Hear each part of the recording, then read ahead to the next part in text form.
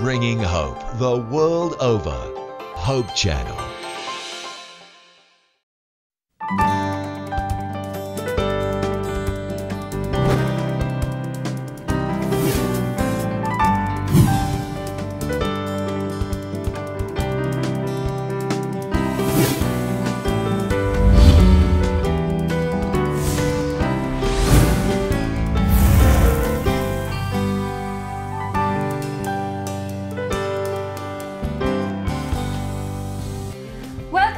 Show mga friends, I'm sure you've been enjoying our past episode. Samahan niyo po muli kami sa pag-alam kung paano nga ba gumawa ng isang plant-based vegan meal. Kasama po natin ngayon si Sir Arnel Ubias, ang vegan chef and expert ng Green Earth Cafe. At ako po si Jam, dito lamang po sa programang where you can feel not only your tummies, but your spirit. Food and Soul, Bicol Edition. Bago po tayo magsimula, let's take our time to feed our spiritual lives by opening our Bibles to Isaiah 49:15 and 16. Ang sinasabi po sa verse na ito ay, "Can a nursing woman forget her child and not have compassion on her son? Surely she may forget, yet I, the Lord God, will never forget you. See, I have inscribed you in the palms of my hands." Mga kaibigan, ang verse na ito ay napakagandang paalala sa atin na hindi tayo nakakalimutan ng Panginoon. Ang kanyang pag-ibig ay malawak at mas malalim pa sa pag-ibig ng ating kapwa-tao, pati sa pag-ibig ng ating mga magulang. Ito po yung ipinapakita sa atin ng Panginoon nang siya ay namatay sa krus at inukit niya ang ating mga pangalan sa kanyang kamay. Magandang pangako yan at saka yung kanyang sinabi. Kasi sa ganyan, palagi tayong nasa isip niya. Pero hindi tayo pinipilit, di ba? Hindi tayo pinipilit na kung alin ang dapat nating sundin. We still have a choice kung ano talaga ang ating dapat gawin. Kaya sa ganyan, nakikita natin at nararamdaman natin kung paano tayo hinihimok niya bumalik sa kanyang piling. Ayan. Diba? So napakaganda po na yung sinabi, Kuya Arnel. Totoo po talagang hindi tayo nakakalimutan ng Panginoon. Parati niya po tayo iniisip. Tayo lang mismo ang nakakalimot. Kaya mabuti nga po at natututunan po natin ang mga bagong recipes na ito kasi naaalala natin na mayroong Panginoon na gustong maging malusog tayo sa ating pangangatawan. By experience nga, ganito ang nangyayari niyan sa tingin ko. Kasi dahil binigyan tayo ng choice na mabuhay dito, binigyan tayo ng pagkakataon para mapaganda ang ating kalusugan. May mga paalala yan sa atin. Anong halimbawa niyan? Isang halimbawa niyan, kung halimbawa, mayroon na tayong nararamdaman na sakit, yun, ang ibig sabihin niya, niyuyugyug na tayo, hinahabol na tayo, uy, bumalik ka sa yung mga yung dati talagang original plan ng Panginoon. Ano ba yung original plan ng ating Panginoon? Yung kung ano ang kondisyon sa panahon ng kanyang paglalang, na kung saan ganito ang ginagawa natin, malaya tayong nakikisalamuha sa mga tao, nandoon yung pag-ibig, at nandoon especially yung kinakain natin. Yes. Kaya nakafocus tayo ngayon sa pagkain. Kaya oras na sumuway tayo sa kanyang utos, na kung saan dapat natin kainin ay 100% plant-based diet. Pag sumuway tayo dyan, unti-unti, may mararamdaman tayong hindi maganda. Isang halimbawa dyan, sinisipo na tayo. Isang sinyalis yan na nagkakaroon na tayo ng paghihimok ng Panginoon na, nagkakamali ka na. Tama po yan. At ginagamit niya po talaga yung mga sakit para bumalik tayo sa kanya at humingi ng tulong. Kaya sa pamamagitan po nito, sana'y maihayag namin sa inyo kung ano talaga ang solusyon dyan sa mga ganyan nating nararamdaman para maibalik natin yung magandang kalusugan natin. Di ba? At maging masaya din tayo sa ating pamumuhay. Hindi lang malusog, kundi masaya. Remember po, ito ay isang regalo. Gift, hindi po ito denial. Bakit regalo po ito? Kasi po, binibigyan niya tayo ng magandang kalusugan. Diba? Ayan, so wag na po natin silang patagalin. Simulan na po tayo sa ating recipe for today, which is? Ang lulutuin po natin ngayon yung ampalaya with tofu scramble. Or Wow, tofu ampalaya scramble. with tofu scramble. Oo. Alam niyo po, Kuya Arnel, ito po ay isang challenging na recipe sapagkat marami akong kakilala na ayaw nilang kumain ng ampalaya kasi daw po ay mapait. So, ano po yung masasabi niyo dito? Depende na po yun sa pagluluto, siyempre. Kasi may sikreto po dyan sa pagluto ng ampalaya. Pero sa version po nito, hindi tayo maglalagay ng dairy products. Kasi ang lalagay po natin yung tofu. Kasi yung tofu po, mas replacement po ito sa itlog na dating nakasanayan nating ilagay sa ampalaya. Ano po, mag-umpisa na po tayo. Ayan, so ingredients po natin para sa yung ating recipe. Ingredients po natin, ito yung red onions para sa mga ating antibiotics. Gamit po tayo ng soy sauce, natural fermented soy sauce, sesame oil, garlic, another antibiotics po ito. Ito po yung main ingredients natin, ampalaya, which is good for many sickness. Halimbawa po yung blood disorders, cholera, yung sa diabetes, energy, pampalakas ng energy, may mga eye problems at immune booster din po. Tulad din po nitong yung tofu. Ito po ay galing sa soybeans, high in protein po ito, tapos high in calcium. Alam po ninyo, yung pag may mga karaniwang po, ang sabi daw yung ang gamot nitong ampalaya ay sa diabetes. Hindi naman po ganun kasi yung diabetes isang comprehensive na isa po tong sakit na maraming cause. Isa na po diyan yung intemperance yung sobra-sobra pong kumain. Tapos marami po siyang cause na halimbawa yung sa environment pero major po nito yung sa pagkain, di ba? Kaya umpisa na po natin pagluto. Okay. Magpapainit na po tayo nito. So, Kuya Arnel, maganda po talaga yung ampalaya sa ating health kasi po ang fruit vegetable na ito ay isang basic na fruit vegetable. Ibig sabihin, maganda po ito sa ating pangangatawan kasi di ba po, Kuya Arnel, kapag basic yung kinakain natin, nagiging alkaline yung ating katawan, which is the best condition for health. Kasi kapag acidic daw po yung ating katawan, nai-imbalance po ang ating sistema. Opo, correct ka dyan. Kasi yung acidity yung ang major cause ng acidity ng katawan natin ay pagkakain ng karne. Opo, kasi acid po yung acid meat. Acid yung meat. Kaya para mabalance yan ay relatively yung gulay ay alkaline. Opo, yung mga saluyot, yung okra, yung mga malalapot, at yung mga mapapait. Yun po yung mga very alkaline vegetables natin. Opo. Ngayon po, ilalagay natin yung garlic at saka onion. I-saute po natin siya. So, ang ginamit niyo pong oil ay Extra virgin coconut oil. Okay. Extra virgin coconut oil. Ngayon, pag malambot na po siya, ilalagay po natin yung tofu. Ano po yung pagkakaiba ng tokwa sa tofu? Kasi may nagsasabi sa akin, may pagkakaiba daw po yun. Pero parang parehas lang naman po silang soybean. So ano po yung tokwa kasi, yan nun? yung tawag natin sa Pilipino, tokwa. Pilipino yun. Yung tofu naman ay sa ibang bansa na po yun. Pero Chinese, same lang naman po yun. Depende na lang po yun sa water content. Water content. Kasi ito pong ginagamit natin ay hard tofu. So ibig sabihin, konti lang po yung water content natin. Konti lang ang water content nun. Pero yung mga silk tofu, yun po yung mataas yung water content, yung mabilis pong maduro. Sa pagpo-process na po yun. So pwede rin po tayong gumamit ng silk tofu, yung mga mataas yung water content para pwede sa rin ating... po. Kaya lang sa paglagay natin dito, mag-i-stick yun kasi mataas po kasi yung water so, content didikit niya. po siya kagad kapag soft tofu. So, mas maganda po mga kaibigan na hard tofu po ang ating gamitin. Opo. Ngayon po, ilalagay natin yung dagdagan po siya natin tubig para hindi naman mag-dry. Kuya Arnel, napansin ko po, meron din tayong sesame oil. Pero nagigisa na po tayo. Para saan po yung sesame oil natin? Pampalasa lang yan. Pampalasa. Seasoning yan. Tapos po nito, lagyan na po natin siya ng sili. Sili. Ayan, so mga Bicolano, meron po tayong dinagdag na sili.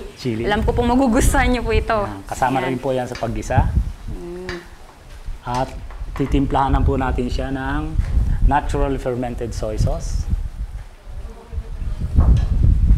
So yan po ay galing din sa soybeans. Soybeans din po yan. Tanong po Kuya Arnel, yung tokwa ba ay fermented din? Kasi di ba po compact siya, para ba siyang cheese na, di ba po yung cheese fermented? So yung tokwa, fermented din po ba yan?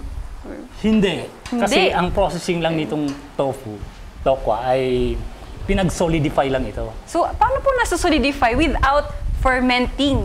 Una po, ginagrind po natin yung soybeans. Okay. After submerging in the waters, ginagrind po natin siya para ma-extract natin yung soy milk. Okay. Pagkatapos ng extraction ng soy milk, papakuluin natin po siya. Pagkulo po niya, ang nilalagay po namin dyan yung kalamansi Kalamansi. as solidifier. Oh. Tapos naso-solidify na po siya, mahihiwalay naman yung tubig, ang natitira yung tokwa. So yun na po yung hard tokwa natin. Hard tokwa. Ipipress po namin yan para Lumabas maalis po yung tubig. excess water. Oo, excess water. So parang may ginagamit po kayong cloth, Opo. tapos shaper, Opo. tapos doon nyo po pinipiga yung Tubig. tubig. Lagyan po natin ng asin. Tapos, tubig naman po uli. Para hindi po siya mag-dry. Ngayon, lalagay na po natin yung So yung ampalaya po, Kuya Ampalaya. Arnel, hindi na po ba natin yan ibababad sa tubig na nilalagyan pa po ng asin? Kasi di ba po yung, usually mga matatanda, yun po yung ginagawa para daw maalis yung pagkapait. Hindi po, kasi ang purpose po natin dito ay i-conserve yung nutrients ng ampalaya. Kaya ito po yung sekreto, paglagay natin ng ampalaya, wag na hindi pong gagalawin. Oh, wag gagalawin. Tatakpan lang po natin. Hindi na po natin isi-steer yung Wag ating... po, kasi magpapait yun. Ganun po Oo, pala yun. ganun Wag lang po nating masyadong iuugaw, kumbaga, Wag na po. ang Parang ating ganyan ampalaya lang. para hindi Pabayaan masyadong mo na siya, oo. lumabas yung pagkapait. Ayun. Bagong kaalaman po yun sa ating mga kaibigan. Kaya po, balik tayo po doon sa kagandahan ng ampalaya. Yung diabetes, bantog na bantog po yan. Opo, May marami na pong mga oo. diabetic ngayon. Kahit mga bata. Oo. Ang ibig sabihin po nila, pag kumain sila ng ampalaya, gagaling sila. Hindi po yung ganon. Kasi yung diabetes, maraming factors po yun. Unang factor po niya, yung temperance nga. Intemperance. Yung amount of food na ang kinakain. amount of food. Kasi unang-unang sinyalas yan ay lalaki tayo. Opo. So, sobra tayo sa timbang, magiging Obese. kandidato na tayo sa diabetes niya. Kaya, para masolusyonan po yan, maging temperate pa tayo sa lahat. Temperate sa pagkain. Kahit kasi masustansya ang pagkain niya, pag nasubrahan ka, hindi maganda. Saka hindi rin po yan, Kuya Arnel. Kahit naman po masustansya yung kinakain natin, pero hindi naman po tayo nag-exercise, Oo. di lalaki rin po talaga Kaya tayo. dapat nga comprehensive. Di ba, pinag-discuss natin yan nung nakaring episode. Na dapat meron tayong, masunod tayo ng 8 alatuntunin. New di ba? start. New start na Opo. tinatawag natin. Kaya sa susunod natin program, isa-isahin natin yan. Ayan. Sa ngayon, ang i-discuss natin, yung unity ng isang pamilya na sinasabi na lang, hereditary yung diabetes na halimbawa, hereditary yung rheuma, hereditary yung cancer. Bakit hereditary? Kasi sa isang pamilya, pare-parehas ang lifestyle nila. Pero pag tinesting natin, yung isang member umalis, pumunta sa isang environment na nagsusunod sa New Start, hindi niya mararanasan ang mga sakit ng dati niyang pamilya, di ba? Kasi di ba po pag sinabing hereditary, hindi ibig sabihin na talagang may sakit ka na nun, kundi may tendency lang po na magkasakit ng ganun, tapos lumalabas lang kapag mali yung lifestyle. Mali kasi yung lifestyle niya, di ba? Oo. Kaya ganun lang kasimple, kasi ganito lang kasimple ang isang rule ganito, para ka maging, maging healthy. You remove the cause and the effect will follow. Ayun! Ganun lang kasimple. Alisin natin yung cause. At saka yung mga sakit natin, mawawala. Kung saan Ayan. mawawala yan, bakit? Ganito kasi perfect creation tayo, we are the likeness of God. Ang ating immune system, ang repair system natin sa katawan natin, ay talagang malakas. Kahit na anong disease, dinalabanan niya. Kung susunod lang tayo sa health counsels ng Panginoon. Ano ang health counsels? Yung mga pagsunod sa magandang alituntunin, tulad ng pagkain, exercise, at saka yung... Na makikita na po natin sa Bible, di ba po? Oo, nasa Hindi na Bible natin yun. kailangan mag-depend sa mga scientific researches kasi sinulat na mismo sa Bible na ang original diet talaga ay yung vegan and plant-based. Oo, kasi umpisa pa yun ng history ng Earth. Tinatawag din natin controversy. Yung paglalaban ng mali saka yung tama. Kasi doon tayo nabibiktima. Tulad lang sa health, di ba? Hahayaan tayong kumain ng masasarap na pagkain, tapos bibigyan tayo ng drugs. Ayun. Hindi aalisin yung cause. Hindi aalisin yung cause. Oo. We just Cover the effects. cover the effects. So, may Ganun, sakit no? pa rin po May sakit tayo. pa rin Yun. tayo. Di ba? Kaya kasimple lang. Simple. Common sense. Alisin yung cause at mawawala yung Effect. Yan. Ayun.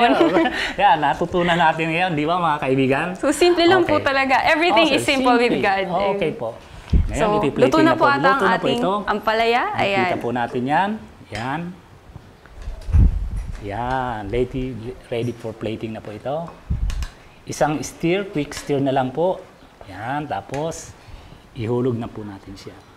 Kaya po ang nangyari nito, parang in-steam lang po natin yung ampalaya. Kasi Yan. konti lang po yung water na nilagay natin. Enough lang para hindi mag-stick sa pan yung ating tokwa. Okay. Ayan. Tapos po niyan, lagyan na po natin siya ng garnish. Garnish, which is our... Our herbs. Ano po ba yan? Ano pong tawag Coriander. dyan, sir? Ayun, coriander. Yan. Yan. Or wansoy in Tagalog. Kaya So, yung ito na po sesame siya. seed po natin, saan po ito Ito, ilalagay? sesame seeds po pala. Ayun. At yung ating sesame oil.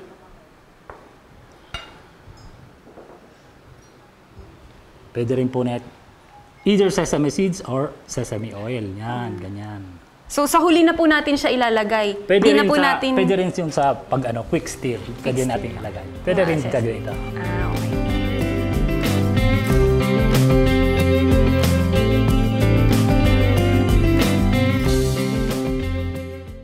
So maraming salamat po, Kuya Arnel. Bigyan po natin ng recap kung ano po yung nangyari for the past minutes. Ito po is a simple food na kung saan ay paghahanda ng ampalaya, which is very nutritious. Ang ingredients po nito, yung isang pirasong ampalaya, may tokwa tayo, sibuyas bawang, sesame oil, at saka naturally fermented sauce. Ayan, so ito po yung ating vegan ampalaya. So for our next vegan recipe, ay set aside po muna natin ito at titikman natin mamaya. Ano po yung next recipe natin, Kuya Arnel? Ang next recipe po natin, yung tungkol naman sa protein. Ayan, sa protein. Kasi malaking question ito sa protein. Oo nga po, kasi di ba po pag vegetarian, usually ang question ng mga tao saan tayo kukuha ng protein? Malaking issue talaga to. Lalong-lalo na sa medical sector. Tama, kasi po manghihina daw tayo kapag vegetarian kasi walang animal protein. So, i-discuss niyo po sa atin, Kuya Arnel, ano naman po yung mga may bibigay na health benefits ng ating dish for today? Ganito yun Kasi ito magagamit tayo ng beans. Maraming natatakot sa beans Beans. Kasi sabi nila magrarayuma tayo niyan. Rarayumahin tayo niyan. Ganito po yon. Ito po yung mga ingredients natin. Kasi yung issue dito sa beans ay sabi magrarayuma. Opo. Kasi sabi sa Genesis 1 verse 29, ang pagkain ng tao ay galing sa lahat ng tinanim. With seeds, kasama na po yung yung mga beans, Nuts and grains. Ayun. Kaya po ang beans po ay high in fiber at saka nandun po yung protein needs natin. And may mga calcium pa rin po siya. Iba't ibang klaseng protein po yan. Yung iba't ibang klaseng beans. Gagamit din tayo ng bell pepper, which is your vitamin C supply, and antioxidant din po. Meron pong carrots, vitamin A for our skin tone, and vitamin C for immune system, immune booster. At nandito po ulit yung ating antibiotics na garlic and onion. Best and antibiotic. Seasoning, sugar, and salt. Yan po Ito ang po, ingredients natin. Kuya Arnel, ano po ito? Chili po yan, chili. So, chili. So, Hot yung chili. magbibigay ng anghang sa ating Yung anghang po. oo. dish. Ano po yung pangalan ng dish natin, Kuya Arnel? Ang pangalan po natin ay chili con frijoles. Ayan. So, another international dish, I think, kasi kakaiba po yung pangalan. So, Opo. saan po to galing, Kuya Arnel? Frijoles po, ang Mexican word po yung frijoles. Ibig po sabihin beans. Ah, beans. Ang normal na luto po dito sa Pilipinas, dito, lalo na sa Bicol din, ay chili con carne. Opo. Chili con carne. Ngayon, aalisin lang po natin yung karne at pinalitan natin ng iba-ibang mga ingredients na. Kasi po, inalis ng karne, kasi yung meat kasi, may lahat ng meat, meron dyan substance na tinatawag natin hypoxanthine. Hypoxanthine yun. Tinatawag. Isang element po yan na kaparehas na kukuha rin sa cocoa na kung saan po ito ay nagiging stimulant para ang kumakain nito ay magkaroon ng addictive na tendency. Na So, kumain nakaka-addict po pala ang meat, in a sense. Kaya yung pong nag-withdraw sa meat, nakakaramdam sila ng weakness. Ay, yung Parang nanghihina po sila. Yun lang ang inaisip nila. Oo. Ang nakakapanghina sila, hindi naman yung talagang nawawalan sila ng energy. Kaya, ang nakapanghina sa kanila ay yung substance na hypoxanthine. Yun kasi, as the meat ages nga, habang tumatanda yung meat, tumataas ang epekto. Effect ng hypoxanthine. Oo, epekto ng hypoxanthine na siyang nagkakaroon ng stimulant sa tao para hanapin uli yung meat. Kaya, hindi lang yan ang epekto ng meat. Nakukuha din natin dyan mga cancer, iba't ibang klase ng cancer, yung colon cancer, breast cancer, mouth cancer, at saka kidney cancer. Bakit? Ang simpleng explanation po yan ganito. Ang meat po ay nakakapagpalapot ng blood. Bakit po kaya, Kuya Arnel? Ganyan ang epekto niya. Kasi po may fat yung ating meat. Oo, may fat, high in fat nga eh. Tapos, pagluluto po, may mga carcinogens na, may mga carcinogens. Lalo na po kapag medyo natutus, yung natututong yun na nga. yung... Tapos, yun na po ang nangyayari sa mga cancer natin. Okay po. Yan po ang mga epekto ng cancer. Kaya hinaalis po natin yan, pinapalitan po natin ng beans. Ngayon, sa issue po ng rayuma. Experience ko po yan rayuma na kung saan may nagkakarne pa rin ako. That is 15 or 20 years ago. So, may nakausap akong alternative doctor na sabihin sa akin, alisin ko lang yung cause. Ibig sabihin, yung lifestyle, mag-change ako ng lifestyle, inalis ko yun, yung karne. Sooner, in 1 week lang, nawala yung rayuma ko. Pinyo po, nawala po. Tapos, kumain ako ng beans. Iba't ibang klaseng beans kinakain ko, wala nang epekto. So, red kidney beans, red percolis, kidney beans. kajos, lahat yun. lahat ng klaseng beans. Oo, kaya talagang it's very wonderful na ganito talaga. Na-realize ko na going back to basics. So, hindi naman po kayo nagkasakit dahil may uric acid daw yung ating beans? Wala, yung uric acid kasi niyan, madaling expel ng ating katawan. Pero yung animal... uric acid, malapot nga eh. Malapot. So, nahihirapan Kaya po yung ating katawan na i-expel to. Yun, oo. Kaya talagang napagaganda ng design ng Panginoon sa atin na ganyan. Lahat binigay na sa atin. Kaya we have only the choice. Tama po yan, Kuya Arnel. Lalo na bakit tayo kakain ng patay para mabuhay? Pwede naman po tayong kumain ng buhay para mabuhay. These are living Hindi po tayo foods. mabubuhay kapag patay yung ating nakakain, di ba po, Kuya kasi Arnel? these are living foods. Kasi Yes. sa beans, kasi packed with ingredients yan. Kasi dyan nagsisimula yung buhay. Ang isang buti lang yan, talagang lalaking isang malaking puno. Diba? Nakikita mo na? Pero yung magkapirasong karne, pag nilagay mo dyan, talagang nabubulok yan. Nabubulok na po. Umuunti-unti ang kanyang nutrients, di ba? Okay, sige, umpisa na Ayan, po so natin start to. na po tayo sa ating chili con frijoles. Okay. Una po natin gagawin ay i-heat po natin ang ating Heat pan. po natin yung pan. Tapos magsusaute po tayo. So Kuya Arnel, di ba ito po ay isang parang ulam din? Ulam po ito.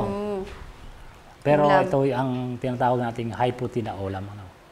So pwede po siyang kainin with rice? Yes, exactly. Kasi ang pinakamagandang combination nito, yung beans with rice. Bakit po magandang combination ng beans and rice? Kasi nakukumplement yung nutrients na lacking sa beans, pinagko-complement yan ng rice, Ng rice. lalo na ng Apalis rice. Nung brown rice. Ng brown So, rice, nagiging oo. complete protein po ang ating beans kapag kinomplement po natin siya ng unpolished brown rice. Oh, okay. Oh, Yan. yes, exactly. Nagiging complete meal siya.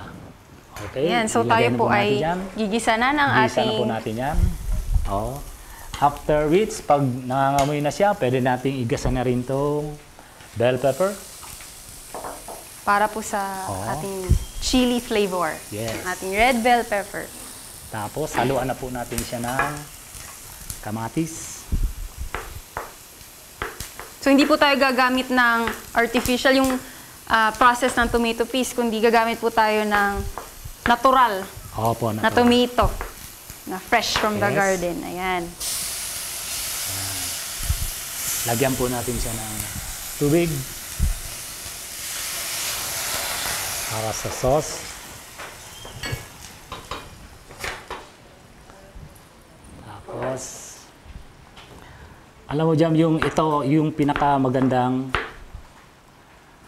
kombinasyon nga yung sinasabi natin nga, yung greens and beans. Greens and beans. Yun Oo. po yung best combination. Best combination po food. ito. Opo. Kasi may protein na, may carbohydrates pa. Okay, Pero exactly may, talaga. nabasa po ako, Kuya Arnel, kasi daw hindi raw po maganda yung combination ng protein and carbs kasi yung protein needs acid environment to digest at yung carbohydrates naman po ay it needs basic environment para po ma-digest sa ating tiyan. So kapag naghalo yung acidic and basic, nano-neutralize ang ating tiyan. So hindi na nadadigest. So ano yung masasabi nyo tungkol doon? Yan, yung kagamit tayo ng meat. Kapag meat, yun Meat po yung protein. Oo. hindi maganda. Hindi kapag maganda. pinaghalo Oo. yung... Yan maganda. Hindi maganda Ayun. yan. Pero kasi po, di ba, yung beans natin ay may carbohydrates na rin siya in its own. So parang natural combination na siya ng protein and carbohydrates. Opo. Pero nakukumplement pa rin siya kung kakain tayo ng grains. Yung grains. Ayan. Ito po, para ma-neutralize yung acidity ng kamatis, lagyan natin ng sugar. And then, ihalo na po natin yung carrots. Ayan. And ito pong beans, ito po ay laga na. Nilaga, pre-cook Nilaga na po yan. Kasi po matatagalan tayo, ma-overcook Oo. po yung ating carrots kapag saka pa lang natin ilalaga yung Paglalaga po ng beans, isasok po natin ito overnight. 24 hours 24 po. hours, isok natin, lilinisin yan. Tapos, pag kinaumagahan, papalitan ng tubig, mga 2 or 3 times, aalisin yung mga bulok, yung mga lumilitaw na beans, kasi may mga diferensya na yun. At tapos, papakuluan po natin sa tubig. So, gaano po katagal yung pagpapakulo? Mga 2 to 3 hours. Tagal po pala nung Tagal yan. pagpapakulo. Pero at least sulit naman po sa sustansya, di ba po? Kasi ang gagawin namin yan, magpapakulo na kayo ng marami, at saka, Ipak na po ipak natin. na lang po natin yan. Tapos Lalagay ilagay natin sa freezer. Ayan. Okay. Ayun po, At ito least na. may storage na po tayo ng beans na we Lalagay can na po natin ito. make large batches, di ba po? Yes. Tapos i-store na lang natin. Halu-haluin na po lang po natin ito hanggang po Ayan. mag-decrease yung kanyang sauce. So, hindi na po natin imamash yung ating... Pag luto na po siya, magmamash po tayo ng 1/3. Imamash pa din. 1/3 lang po. Hindi natin dudurugin lahat. Hindi po dadurugin ng lahat yan. So, para naman magkaigwa tayo ng thick sauce. Mga 1/3 po dudurugin natin. Yan. So, yan po ay galing sa Mexico. Mexican. Yan. Mahilig dish po talaga ang mga Mexican sa beans. Yan na po. So, kung wala pong red kidney beans, ano po yung pwedeng alternative po na pwedeng gamitin ng ating mga viewers? Kahit na ano pong beans na gusto ninyong lutuin, mga kadyos, patani, pwede po natin gawin itong ganitong mga munggo, green munggo. Kaya ganitong pamamaraan po. Tapos pwede po tayong magkaroon ng alternative dito, mga pandagdag, lagyan po natin ng malunggay. Ganyan. Yan po, pwede po nating lagyan ng malunggay. Pwede pong malunggay, para may bibs naman tayo. Ngayon po, luto na ito. Patayin na po natin yan. Ayan, so lagyan na po ipe-plating natin ng asin. Isang caution lang po pala, pag hindi pa luto yung beans, huwag nating lalagyan ng asin. At Kasi bakit po ganun, Kuya Arnel? Bumabalik yan sa kanyang pagkatigas, yung beans. Titigas po yung ating Titigas, beans oo. kapag nilagyan natin ng asin. So, kailangan Na hindi pa luto. malambot na po yung ating beans or na-mash na po natin bago Opo, lagyan opo. ng asin. Tapos yung finishing touch po natin, yung chili. Yan. Eto na po siya, i-dish na po natin, lagay na sa dish. So, yung chili nyo po, ito po ay durog na seeds or yung buong chili po? Durog po yan na yung maliliit na sili. Ay, yung mga maanghang talaga, yung Oo, mga yung maliliit. maanghang, oo. So, dapat konti lang po kung gusto nating medyo mild lang Opo. yung heat ng ating dish. Opo. Maglalagay na po tayo ng garnish. Ito na po siya.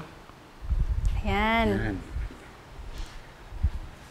Yan na po ang dish natin, finished dish na ang pangalan ay chili con frijoles.